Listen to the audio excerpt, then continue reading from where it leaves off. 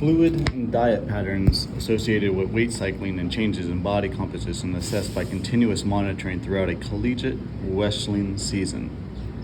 Department of Nutrition, St. John's University, Collegeville, Minnesota, and Department of Nutrition, College of St. Benedict Ardolph Science Center, Collegeville, Minnesota. Fluid and diet patterns associated with weight cycling and changes in body composition assessed by continuous monitoring throughout a college wrestling season. Journal of Strength and Conditioning Research 24/7, 1763 through 1772, 2010. This study examined the methods used to meet certification weight for wrestling and to measure the changes in body composition during one season of Dv.III college wrestlers. 9 college wrestlers completed this study. Body composition was analyzed by underwater weighing, UWW, and multi-frequency bioelectrical impedance before and throughout the competitive season. Hydration status was measured by urine osmolality and urine-specific gravity.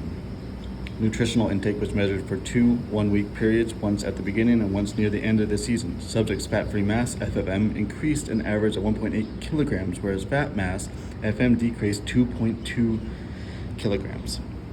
As indicated by UWW, from the beginning to the end of the season, wrestlers on average cycled their weight 3.4 kilograms, 4.7% of body weight per week. The majority of wrestlers cut weight by reducing calories and restricting fluid starting 2 days before competition. OSM and body weights on Friday suggested that for wrestlers to achieve the necessary weight loss by dehydration to make weight for a Saturday meet, wrestlers would approach a 5% level of dehydration. No loss in FFM because of weight cycling, WC, was evident to achieve competitive weight. Most wrestlers significantly restricted fluids and caloric intake in the 48 hours before weigh-in. Introduction. The 1997 deaths of 3 collegiate wrestlers within 1 month increased concern about the methods wrestlers use to lose weight. Potentially dangerous techniques are employed to cut weight to a lower weight classification to achieve perceived competitive advantage. In response to these deaths, the National Collegiate Athletic Association, NCAA, implemented a minimum weight MW program in which wrestlers must now be weight certified 1 to 2 hours before competition, which is intended to discourage the excessive amount of weight wrestlers attempt to lose because this reduced time also limits the recovery from extreme weight loss practices. Before the MW program, wrestlers often regained 2.7 to 7.7 kilograms within 18 hours of competition. The MW program appears to have reduced the magnitude of weight changes in the cycles of loss and regain by collegiate wrestlers by weight cycling. WC still continues, and many occur up to 15 to 30 times over a 5-month period. Rapid weight loss is typically accomplished by the restriction of fluids and food that may include heat, saunas, and exercise to induce sweating. The immediate effects may include symptoms of increased heart rate, dizziness, headache, nausea, and decreased anaerobic capacity, but repeated cycles may cause loss of fat-free mass, FFM, and ultimately compromise performance. The purpose of the study was twofold: to quantify the acute weight loss that occurs as college wrestlers prepare for competition, and to examine the patterns of subsequent effects by WC by measuring weight loss, body composition, and nutritional intake over a course of one 16-week session. Methods. Experimental approach to the problem. An observational study was designed to examine the methods used in WC and cutting weight to determine their subsequent effects on body composition and fluid compartments in the body. Body composition was measured at regular intervals throughout the wrestling season along with daily weights. Nutritional intake was determined by food and fluid records, and hydration status was assessed by urine osmolality, OSM, and urine-specific gravity, USG. Multi-frequency bioelectrical impedance, BIA, was used to measure body composition, and its accuracy was evaluated by comparing it to hydrodensitometry or underwater weighing, UWW. Subjects: 13 volunteers from a Dv.III wrestling team provided informed written consent to participate in this study, which was approved by the College of St. Benedict and St. John's University Institutional Review Board before the start of data collection in 2002. Of the 13 subjects who began the study, only 9 subjects completed because 3 were injured and 1 withdrew from the team for personal reasons. Subjects in this study wrestled in weight classes from 60.3 to 83.5 kilograms. Data were collected on all 13 subjects. Final data analysis was performed for the 9 subjects who were actively competing every week and whose data was complete in all phases of the research. Of the 9 subjects who completed this study, 6 were NCAA Dv.III national tournament participants, 2 were NCAA All-Americans, and 2 were conference champions. The preseason mean subject profile values include all 13 original subjects, Table 1. Subjects averaged 11.8 years of wrestling experience. A questionnaire completed before the beginning of the season by all 13 volunteers who began the study identified methods the wrestlers used in the past to achieve weight loss, Table 2. Subjects were directly observed daily by one of the researchers who was a student athletic trainer with the team throughout the entire 2-year period of data collection for both the pilot and the primary studies. Even though this researcher worked extensively with the team on a daily basis, all data were coded at the time of collection and reviewed and analyzed at a later date to maintain confidentiality of subjects and preserve blinding. Procedures. Weight measurements. Baseline measurements of body weight and body composition were conducted approximately 7 weeks before the start of an organized practice schedule. Each subject's dry weight was recorded daily through the season, except Sunday, to the nearest 0.1 kilogram using an electronic scale. Subjects were weighed immediately before practice wearing a t-shirt and shorts but no shoes. The weight of the wrestler apparel was recorded at 0.1 kilogram and subtracted from each subject's weight on non-competition days. The weight measurement for competition days was the certification weight record at the meet. The official weigh-in was conducted with the subjects in the nude. Body composition analysis. Body composition was measured every month throughout the season using MFVIA Body Static Quad Scan 4000 Douglas Isle of Man, British Isles, for a total of 6 measurements. The values were compared with 2 UWW measurements taken at the beginning and end of the season. Bioelectrical impedance is a rapid, portable, inexpensive, and non-invasive method to assess body composition, but the accuracy of measurements may be influenced by hydration status. Body Scan Quads 4000 measured at frequencies of 5, 50, 100, and 2000 kilohertz, which permits the assessment of both intra and extracellular fluids, ICFs and ECFs, allowing measures of total body water, ECF, ICF, fat mass, FM, and FFM. Multi-frequency bioelectrical impedance theoretically has the potential to assess changes in fluid compartments and hydration status and is reportedly more accurate and precise than the traditional BIA instruments. Consequently, if changes in hydration status associated with exercise or fluid restriction can be accurately assessed using MFBIA, this tool would be very useful. Body composition measurements were conducted typically on Mondays, 2 days after the last competition, when it was presumed that the subjects would be fully rehydrated from their previous attempt by cutting weight, but before the next week's weight loss cycle. Body composition measurements were taken after a 2-hour fast and before exercise to avoid the effects of food and liquids in the stomach and the acute increases in body temperature and fluid loss associated with exercise. Urine samples were collected immediately before each body composition measurement to verify hydration status through UOSM and USG. Subjects' underwater weights were measured and repeated until 3 consistent weights were obtained within 0.1 kilogram. Residual lung volumes were estimated using the oxygen dilution technique. Percent body fat, BF percentage, was calculated using Brosnack's equation. BF percent equals parentheses 4.57 divided by DB minus 4.142 and parentheses times 100. Nutritional intake. The subjects recorded their food and fluid intake for 2 one-week periods. Week 1 was before the first meet, and week 2 preceded the conference meet at the end of the season. Subjects recorded everything they ate and drank, including snacks, nutritional supplements, medications, and alcohol for 7 consecutive days. Subjects were given instructions for recording food and a visual guide for estimating portion sizes and were encouraged to read labels and then record foods as they ate. Rather than relying on memory, subjects were also given reminders and extra opportunities to ask questions of the investigator, who was a student athletic trainer with the team and had their food records briefly checked for completion during the record-keeping period to enhance accuracy.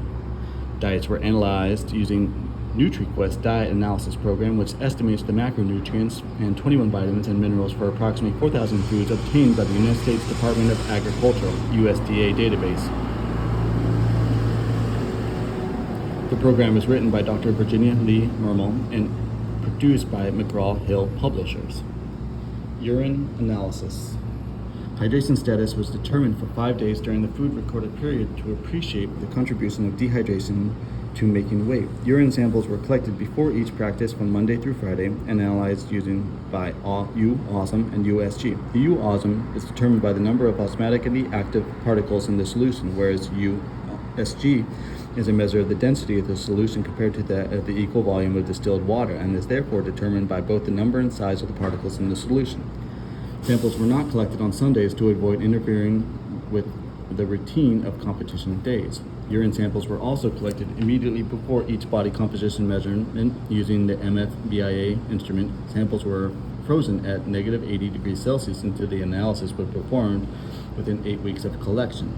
Urine analysis of frozen samples was consistent, plus or minus 2 m osm by u osm and 0.03 by u SG, with fresh urine samples during trial testing indicating the freezing process did not alter the results. Previous research demonstrates stability of urine particles for urine analysis when samples were stored at negative 270 degrees Celsius for 22 weeks. U-osm and USG were measured using the Fisk model 110 freezing point. Osmometer. Fisk Associates, Norwood, Massachusetts, USA, and the MISCO Digital Fiber Optic Refractometer, MISC, Cleveland, Ohio, USA. Statistical analysis. Standard statistical methods were used for the calculation of means, SD, and a person's product moment correlation coefficient. Statistical significance was set at p is less than or equal to 0.05.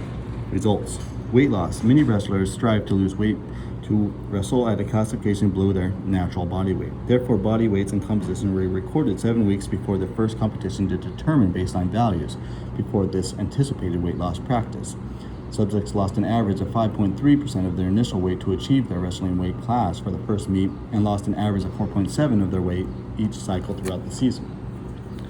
Wrestlers intended to compete on Saturday decreased their weight from Monday to Saturday on average by 3.4 plus or minus 0.3 kilograms. 8 weight loss cycles were measured during the season. A weight loss cycle is defined by a minimum of 5 days between competitions that resulted in a weight gain that had to be subsequently lost to achieve competition weight for the upcoming match. Each weight loss cycle is plotted as a separate line, and the patterns over time are very consistent. Figure 1. There were 65 incidences among the 9 subjects that qualified as WC. Of these 65 cycles, 77.4%, 48 out of 65, reflected a greater loss than 2.3 kilograms, and 24.2%, 15 out of 65 of the cycles recorded of loss more than 4.5 kilograms. The most dramatic change for an individual loss was a loss of 7.6 kilograms, 8.8% of body weight within 4 days, with an average fluctuation of 6.5 kilograms per cycle. The lowest amount of weight loss for one wrestler was an average of 2.3 kilograms per cycle. This amount of weight loss is comparable to the reported practices before the MW program. The MW program may have reduced extreme weight loss practices by some wrestlers, but the current program does not prevent extreme dehydration attempts by all wrestlers. The weight loss recorded by these subjects was also similar to that reported by other investigators at the NCAA Division I level. Body weights and fluid intakes were fairly uniform from Sunday through Wednesday. The fluid intake reported for Thursday was an average 19% less than that mean daily value for Sunday through Wednesday, but the Friday fluid intake on average was 50% less than that mean value for earlier in the week. Figure 2. The average body weight on Thursday was 73.3 kilograms, 72.1 kilograms on Friday, and to achieve target weight, 70.9 kilograms on Saturday. In addition, 1.2 kilograms of weight loss was necessary, which is consistent with previous research. Subjects were asked to report fluid consumption during the 2-hour period after completion. The weigh-in until competition fluid intake averaged 1.3 liters, range of 0.5 through 2.4 liters of fluid during week 1, and 1.8 liters, range of 0.2 through 3.0 liters of fluid during week 2, both of which exceeded the total intake from the previous day. Average U-osm steadily increased from Tuesday to Friday during the first week, with a significant change occurring between Thursday and Friday. Figure 3. U-osm and USG were highly correlated, R2 equals 0.938, which was consistent with but slightly lower than the previous research. Figure 4. Body composition compared with UWW, MFBIA gave parallel but consistently lower mean changes for FFM and FM. Subjects significant P is less than 0.05 decreased their FM by 2.2 kilograms as measured by UWW and recorded as a non-significant decrease of 0.9 kilograms by MFBIA from the beginning to the end of the season. The changes in BF percent represented an average decrease of 2.9 plus or minus 2.1% estimated by the UWW and 1.1 plus or minus 0.7% by the MFBIA fat-free mass.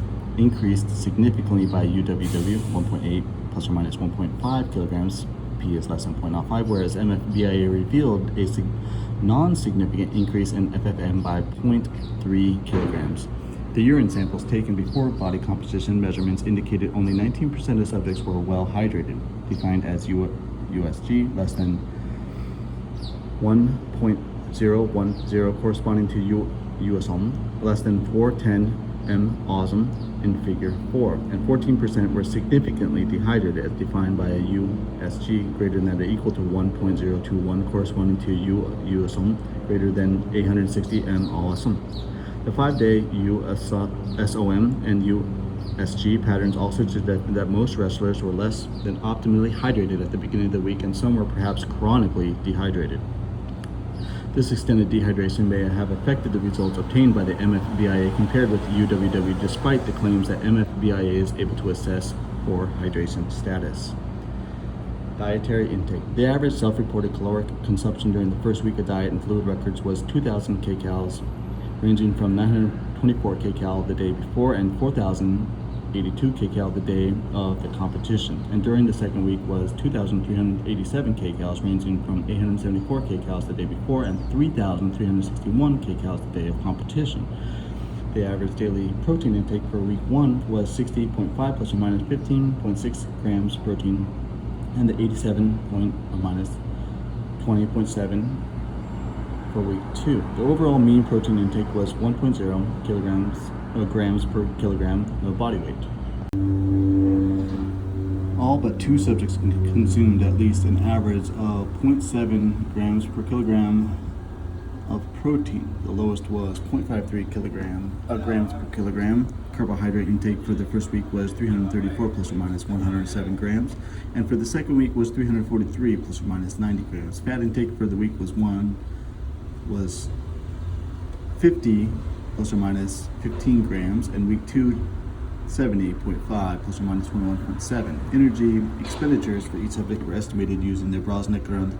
For each subject were estimated using the Brosnik-Grund formula to calculate basal metabolic rate BMR, which was multiplied by an activity factor of 1.5 to determine total energy expenditure.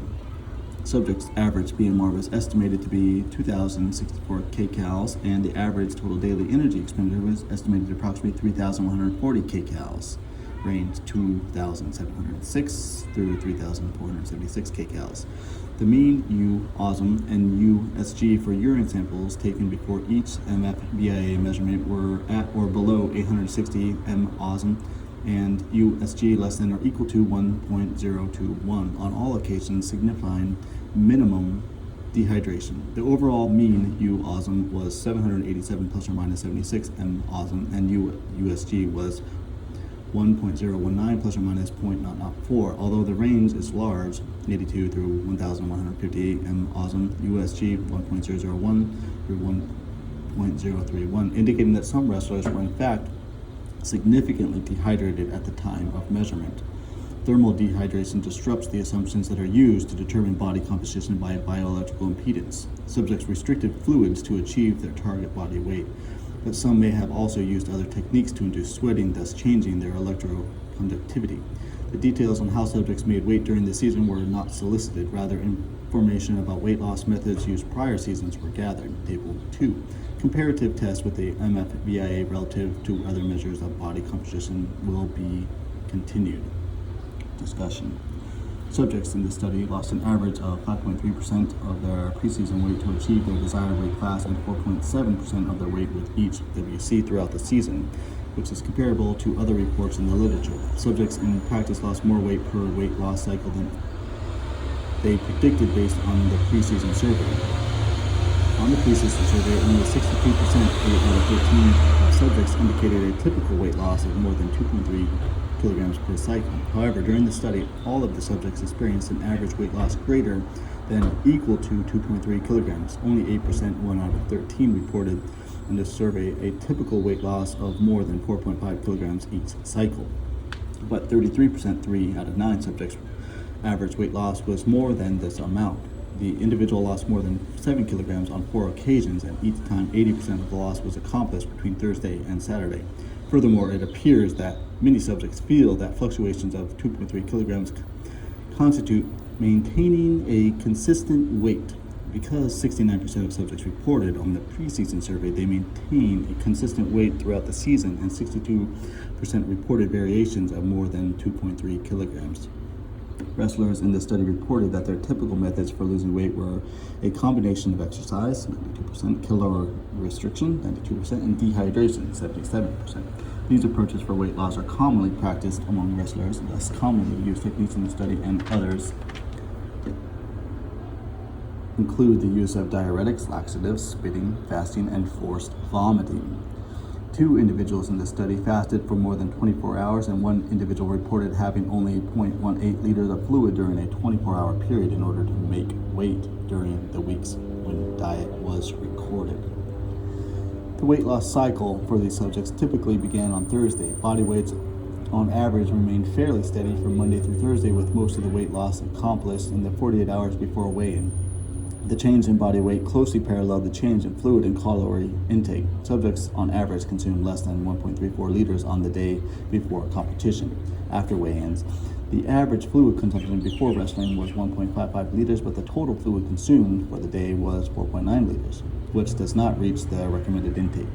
A total of 6.5 liters might be recommended, assuming the following: practice 0.5 liters 2 hours before, and 3.3 liters 20 minutes before exercise.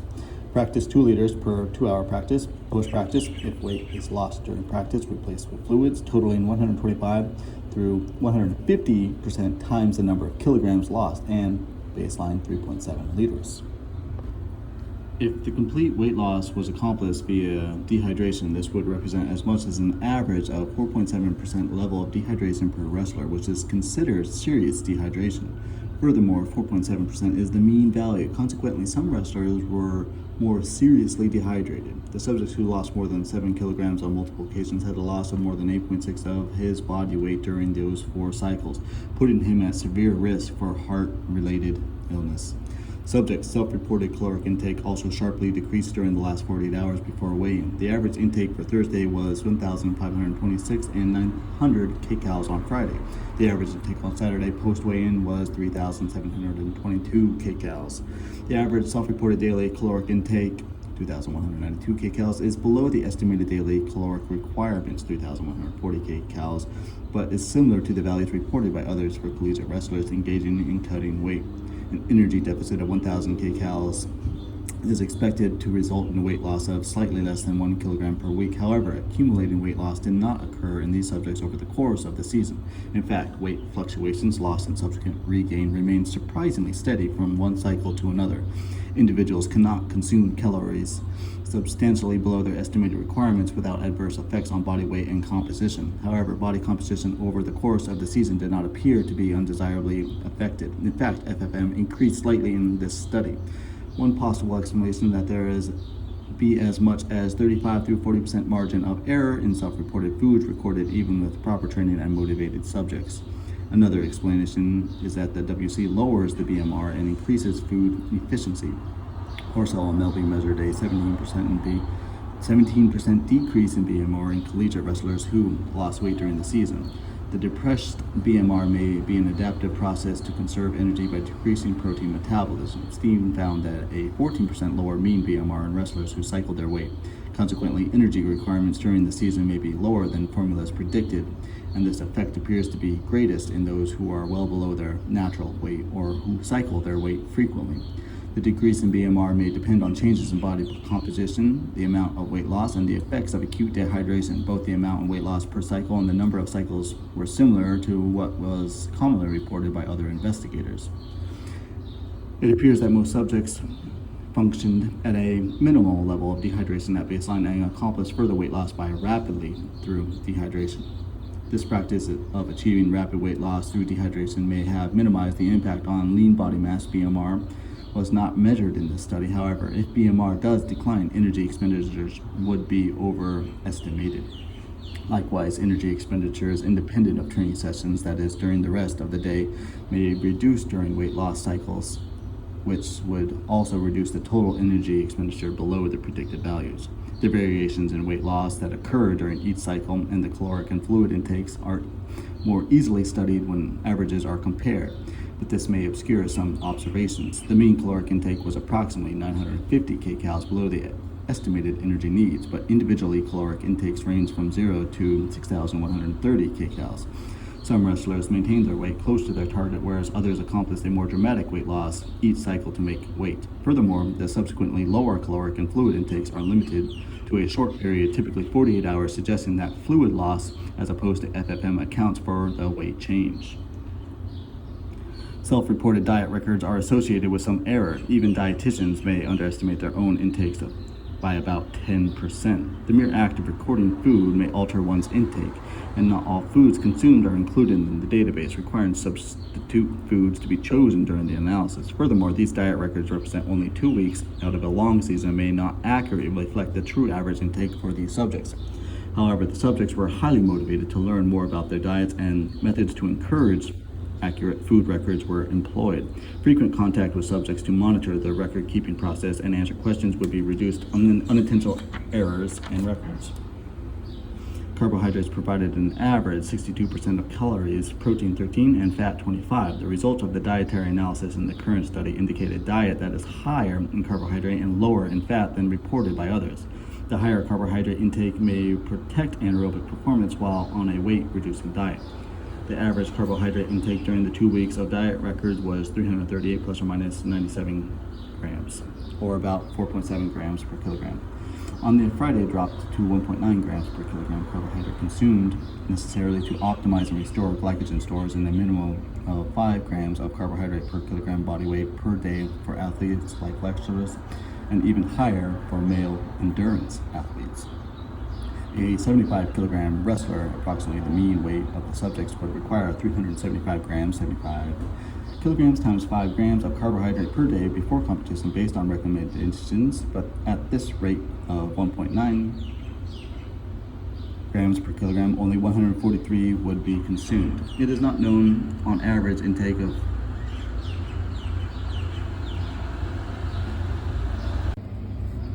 An average intake of 4.5 grams per kilogram of carbohydrate is sufficient for adequate glycogen stores to support wrestling. However, the very low consumption in the 48 hours preceding competitions is expected to deplete stores.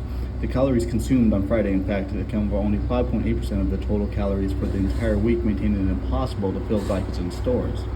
Continuous monitoring of body composition using MFBIA can accurately reflect trends in body composition and can have a practical tool to track changes in lean body mass.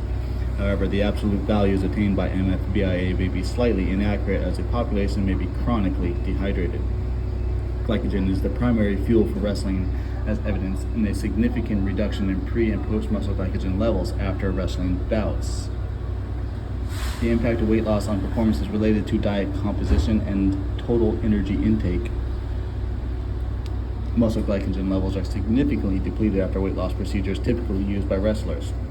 Before the MW rules, wrestlers commonly had 12 to 18 hours to refuel after weigh-ins before competition, but even this amount of time did not completely replace stores. The process for complete rehydration and replenishment of glycogen stores may require 24 to 48 hours. The MW practice of weighing in 1 to 2 hours before the match drastically reduces the potential to rehydrate and replace glycogen stores.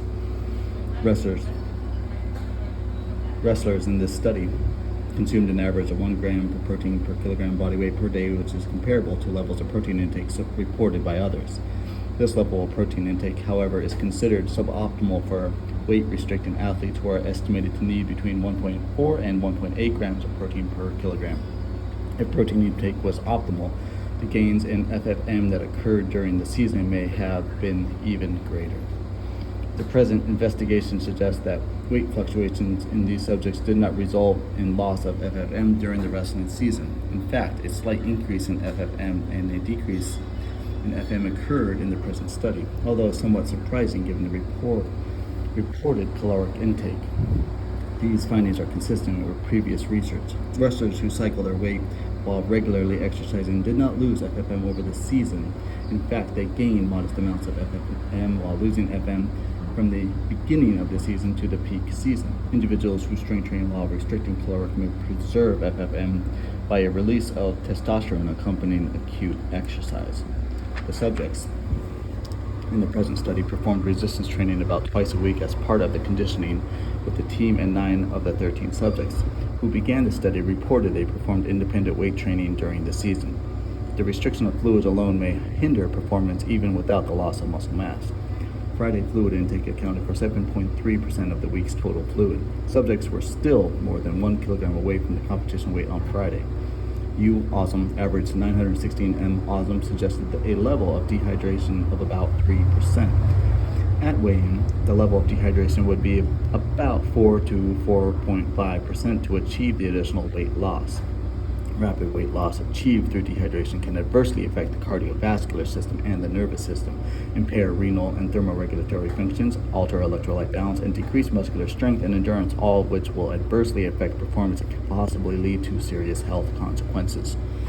The volume of fluid consumed by wrestlers from weigh-in until they wrestled was between 1.3 and 1.8 liters of fluid. This volume is insufficient to correct the fluid deficit. A level of dehydration of just 2 through 2.5% can significantly compromise the ability to perform high-intensity exercise.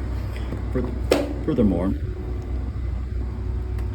the negative effects of dehydration will occur at a lower level of exercise intensity if the athlete is not well hydrated at the onset of exercise. Assuming the entire loss of weight is because of fluid loss from Wednesday to Saturday, this represents an average of 4.2% loss in body weight during this time period and a 4.7% loss in weight throughout the entire week. Because complete rehydration and restoration of glycogen takes 24 through 48 hours, and wrestlers have less than 2 hours after weighing in to before competition, they are not optimally prepared for maximum performance. Practical applications. The MW program has not completely eliminated the dangerous practice of making weigh-in by dehydration. Once wrestlers establish their certifying weight at the beginning of the season, they are restricted in how much they can reduce their weight each week. However, the MW program does not track weight gain and loss, and large fluctuations can occur. Individuals should be monitored after achieving a weight class to encourage wrestlers to minimize the magnitude of their WC, especially because some wrestlers may lose weight than they anticipate as garnered by their preseason surveys compared with wrestlers' actual weight loss. The wrestlers in this study were able to achieve their goal weight primarily by dehydration and caloric restriction beginning 3 days before competition. The average carbohydrate intake on Friday of 1.9 grams per kilogram was far below the recommended minimum intake of 5 grams of carbohydrate per kilogram for athletes. Wrestling is an anaerobic sport that uses glycogen as a primary fuel. Wrestlers who are restricting fluid and fasting to make weight will not have adequate glycogen stores and will be dehydrated, both leading to less than optimal performance. Even with the increased awareness of the implication of dehydration, wrestlers are still reluctant to change their routine of wrestling at lower body weights because they believe this practice gives them a competitive advantage. Wrestlers and their coaches should be given more information from their strength and conditioning coaches and athletic trainers about the benefits of wrestling in a well-hydrated state with the adequate carbohydrate intake. This instruction should include the physiological consequences of dehydration, headaches, dizziness, higher perceived exertion, and increased heart rate that lead to decreased performance and an increased risk of heat-related illness. In addition, athletes should be encouraged to maintain an adequate diet, 5 grams of carbohydrate per kilogram, to help maintain optimum glycogen stores. The MW rules reduced, but did not completely eliminate risk associated with making weight through dehydration because weight loss practices of wrestlers are frequently not monitored during the season. The only way to completely eliminate the practice of making weight through dehydration is to conduct urine testing at the time wrestlers weigh in for competition. A safe level of dehydration should be established as a minimum to be allowed to wrestle. Wrestlers can safely, although not optimally, compete at a dehydration level of less than 3%, USG less than 1.021, Awesome less than 815. Figure 4. Wrestlers that exceed these values, being more dehydrated, should not be permitted to wrestle even if they successfully make weight. A urine analysis at the time of weigh-in would level the playing field and could prevent the risk practices that are still used by some wrestlers. Acknowledgements. This study was supported by an undergraduate student research grant from the College of St. Benedict and St. John's University Undergraduate Research Foundation. Special thanks to Coach John Elton, St. John's University, for his team's cooperation, and Dr. Dv.III, Human Performance Laboratory, St. Cloud State University, for use of the underwater weighing facility, and also to Dr. Michael Gass, St. John's University, for statistical consulting.